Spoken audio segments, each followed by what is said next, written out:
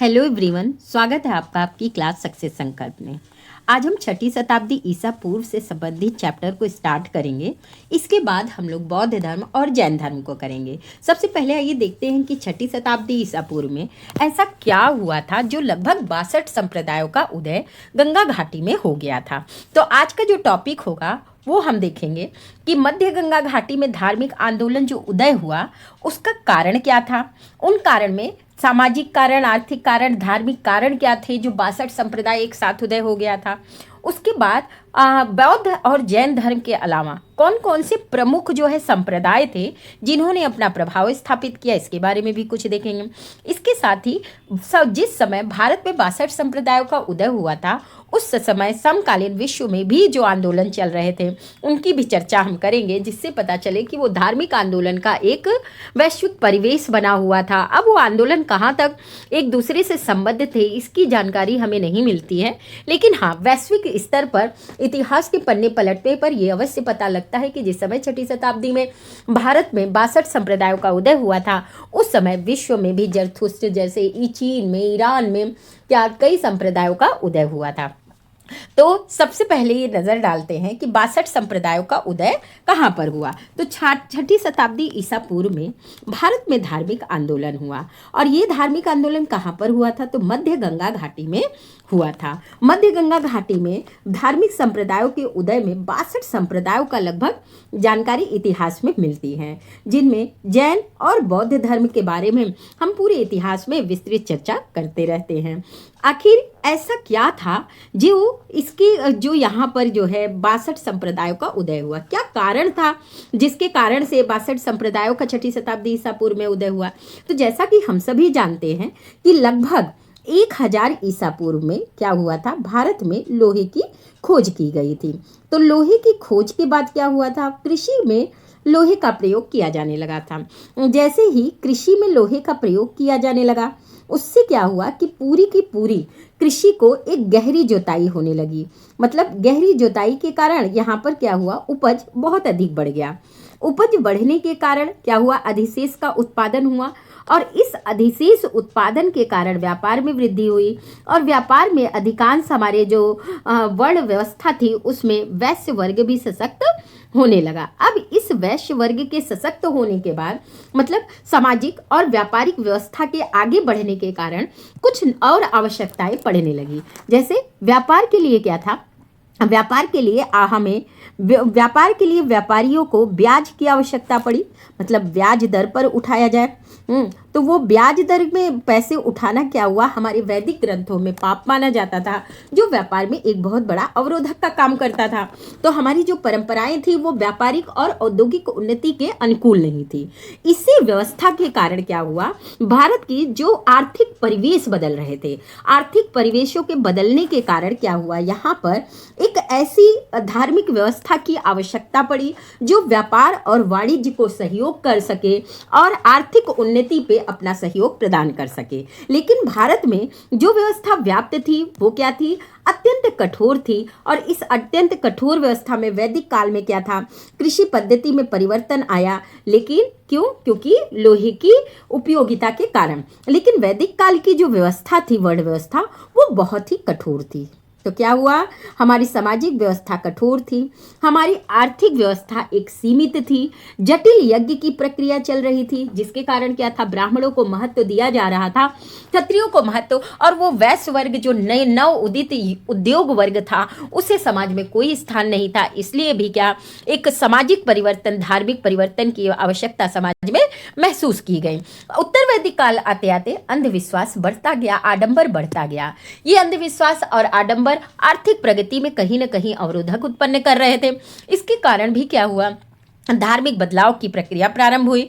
कृषि का अत्यधिक विस्तार, व्यापार और उद्योग का उत्थान हुआ और इस व्यापार, उद्योग और आर्थिक उन्नति ने धार्मिक बेड़ियों को काटने का आह्वान किया और जिसके कारण समाज में कुछ ऐसे संप्रदायों का उदय हुआ जो इन आर्थिक परिवर्तन को इस होने वाले सामाजिक परिवर्तन से जोड़ने के लिए आगे आ रहे थे। शहरीकरण और जाति विभेद के कारण सामाजिक असंतोष था। एक तरफ क्या हो रहा था, भारत में आर्थिक उन्नति हो रही थी, दूसरी तरफ क्या है उत्तर वैदिक काल में सामाजिक व्यवस्था क्या था, जटिल होने के कारण यहाँ पर क्या है वर्ण व्यवस्था जो है जनमूलक होने के कारण जो अन्य जातियां थी उन्हें बढ़ने का अवसर नहीं मिल रहा था, जिसके कारण समाज में एक असंतोष था। तो आर्थिक कारण होगा कि आर्थिक उन्नति हो रही थी, लोहे की कृषि में प्रयोग हो रहा था, जिसके कारण समाज आर्थिक उन्नति कर रहा था और आर्थिक उन्नति धार्मिक परिवर्तन का आह्वान कर रहा था। उसके साथ ही सामाजिक परिवर्तन क्या था कि समाज में जो वर्ण व्यवस्था थी, जाति व्यवस्था कठोर होने के कारण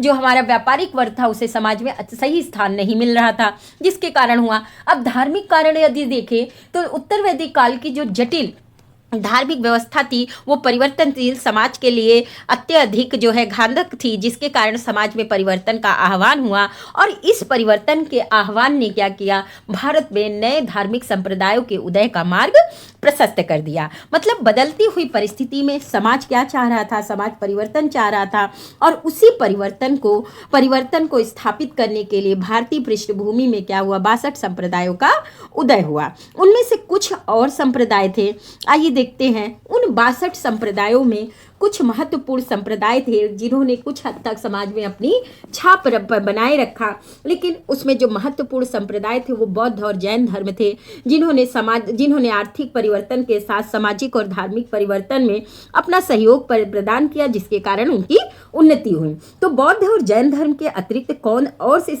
संप्रदाय थे जो यहाँ पर योगदान दे रहे थे, देखिए तो पूर्ण कश्यप थे। पूर्ण कश्यप ने एक अक्रियावादी संप्रदाय का उद्भव किया। इसके मत ये क्या कहते थे, तो पूर्ण कश्यप कहते थे कि अच्छे और बुरे कर्मों का कोई फल नहीं होता, अच्छा और बुरा कोई कर्म नहीं होता, जो फल मिलेगा वो भाग्य के भरोसे मिलेगा, मतलब भाग्य में जो लिखा होगा वो मिलेगा। तो ऐसा किसका कहना था, तो पूर्ण कश्यप का कहना था।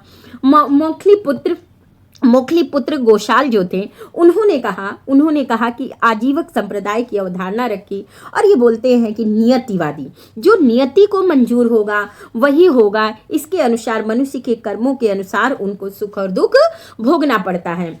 तो जो अपना सुख दुख होता है वो अपने नियति के अनुसार, उनकी नियति में क्या लिखा है उसके अकॉर्डिंग भोगना पड़ता है, ऐसा मोखली पुत्र गोशाल ने कहा। अजीत के स्कम्बलिन भी एक विचारक हुए जिन्होंने नितांत भौतिकवादी वो कहते हैं कि हमें अपना काम करते रहना चाहिए, भौतिक कार्यों पर लगे रहना चाहिए। वो नास्तिक विचार के थे। ये क्या थे, नास्तिक विचारधारा के थे। ये किसी भी प्रकार की पूजा पाठ भावना पर बल नहीं देते थे। वो कहते थे कि जो कुछ है यही है, यहीं पे जो हम कर रहे हैं वही कर्म है। वो भौतिकवादी परंपरा को बढ़ावा देते थे। एक विचारक हुए पक्कूद कच्चायन ने क्या कहा कि कर्म और पुनर्जन्म में विश्वास नहीं रहता, जो कुछ होगा वो भाग्य के भरोसे होगा, भाग्य में जो लिखा होगा वो होगा, कर्म और पुनर्जन्म में विश्वास उनका नहीं था। फिर संजय वेष्टिपुत्र एक विचारक हुए जिन्होंने नितांत संदेहवादी थे। मतलब इनके विचारों में क्या था, संदेह था। ये नहीं बता पाते थे कि कर्म से बदलाव होगा या फिर कर्म से अपने भाग्य का बदलाव हो सकता है, या भाग्य से, या फिर भौतिकवादी होना ज़्यादा उचित है। तो संजय वेष्टिपुत्र का जो विचार था वो समाज में किसी प्रकार के निष्कर्ष में नहीं पहुंच पाया और ये संशयवादी रहे। अब जो ये आपने यहाँ पर 6 संप्रदाय देखे, ये 6 विचारक क्या थे, इन्होंने जो भी विचार दिए वो अतिवादी था। अतिवादी कैसे, कोई बिल्कुल कर्म पर चला जाता है, कर्मवादी बन जाता है, कोई नियतिवादी पर विचार देता है, कोई बहुत ही पुनर्जन्म और कोई भौतिकवाद पर ही विचार देता है, कोई संदेह में ही रहता है। इसलिए हुए तो 62 संप्रदाय, लेकिन इन 62 में जिन 6 विचारकों को शामिल किया गया और इतिहास के पन्नों में जगह दी गई, उन्होंने भी कोई विशेष कार्य नहीं किया। क्यों? क्योंकि समाज में होते हुए जो परिवर्तन हो रहे थे, इनके विचार उन्हें उस परिवर्तन को समाहित करने में विफल थे। यही कारण है कि इनका कोई विशेष विस्तार नहीं हुआ। लेकिन जो बौद्ध और जैन धर्म थे वो सामाजिक, आर्थिक और धार्मिक परिवर्तनों को एक नई दिशा प्रदान कर रहे थे। समाज में शामिल सभी वर्णों और सभी जातियों को विशेष स्थान देते थे और वो कहते थे कि अच्छे कर्म के द्वारा पुनर्जन्म की व्यवस्था होगी, जिससे क्या होगा, आप एक उच्च कुल में जन्म ले सकते। इस तरीके से उन लोगों ने सामाजिक व्यवस्था को बिगाड़े बिना उस आर्थिक परिवर्तन को समाज का अंग बना दिया। यही कारण है कि ये 62 संप्रदाय या 6 विचारक कहीं भी इतिहास में विस्तृत रूप में अपना जगह नहीं बना पाए, लेकिन बौद्ध और जैन धर्म ने अपना स्थान बनाया। उसके बाद जिस समय भारत में 6ठी शताब्दी गंगा घाटी में धार्मिक संप्रदायों का उदय हुआ, उस समय वैश्विक स्तर पे भी कुछ संप्रदाय थे जो धार्मिक आंदोलन का प्रतिनिधित्व कर रहे थे। कभी कभी परीक्षाओं में ये मिलान के लिए आ जाता है, इसलिए हम इसे देख लेते हैं। जैसे चीन में कन्फ्यूशियस धर्म था, जो 6ठी शताब्दी ईसा पूर्व में ही क्या था, वहाँ की नदी के किनारे एक नए धर्म के रूप में उदय ले रहा था कन्फ्यूशियस धर्म, जो चीन में एक धार्मिक सुधार आंदोलन को चला रहा था। ईरान में भी जरथुष्ट नाम का धार्मिक आंदोलन चल रहा था, जो 6ठी शताब्दी के ही समकालीन था। और जरथुष्ट क्या कर रहा था, वहां ईरान में धार्मिक सुधार आंदोलन का प्रतिनिधित्व कर रहा था। यूनान में पाइथागोरस एक धार्मिक संप्रदाय था, धार्मिक आंदोलन था, जो यूनान में धार्मिक सुधार आंदोलनों का प्रतिनिधित्व कर रहा था। इसी क्रम में जब चीन में कन्फ्यूशियस धर्म, ईरान में जरथुष्ट धर्म और यूनान में पाइथागोरस धर्म अपने चरम पर चल रहा था, उसी समय भारत में जैन और बौद्ध धर्मों का उदय हुआ। और इस जैन और बौद्ध धर्म ने भारत के धार्मिक सुधार को एक नई दिशा दी, और जो आर्थिक परिवर्तन था उसे समाज के साथ संयोजन प्रदान किया। तो हम नेक्स्ट क्लास में देखेंगे कि बौद्ध और जैन धर्म ने क्या क्या किया और कैसे उसने सामाजिक परिवर्तन को सामाजिक अंग के रूप में आत्मसात किया। तो इसके साथ ही हम आज की क्लास यहीं पर रोकते हैं। नेक्स्ट क्लास में हम जैन धर्म के साथ मिलेंगे। तब तक के लिए धन्यवाद।